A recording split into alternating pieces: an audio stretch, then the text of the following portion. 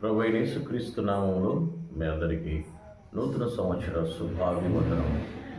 దేవుడు గత సంవత్సరం అంతా కాచి కాపాడి ఆయన కృపలో మనల్ని భద్రపరిచి మరొక నూతన సొంతంలోనికి మనం నడిపించినందుకే ఆ దేవాదేవునికి మనం ఎంతైనా కృతజ్ఞతాస్థుతులు చెల్లించబద్ధులమై ఉన్నాం.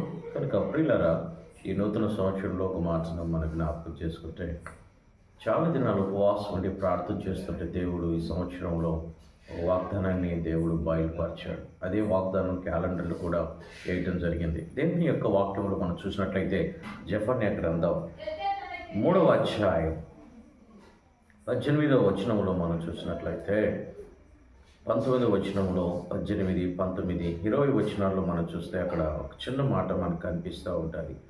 నేను వారికి ఖ్యాతిని మంచి పేరును కలుగ చేసేదను. 19వ చివరి వచనంలో మనకు కనిపిస్తూ ఉంటుంది.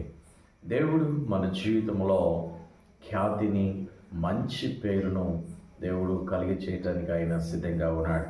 గత సంవత్సరంలో మన జీవితంలో మనకు విలువ లేకపోవచ్చు. సమాజంలో, మన కుటుంబంలో, మన భర్త దగ్గర, లేకుంటే భార్య దగ్గర, కుటుంబంలో, సమాజంలో, బంధువుల దగ్గర మనకెక్కడ విలువ లేకపోవచ్చు. కానీ దేవుడు అంటున్నాడు, నీకు విలువను కలగజేస్తాను, నీకు ఘనతను కలగజేస్తాను, నీకు గౌరవాన్ని కలగజేస్తాను, నీకు ఖ్యాతిని కలగజేస్తాను, నీకు మంచి పేరును కూడా కలగజేస్తానని ప్రభు చెప్తూ ఉన్నాడు.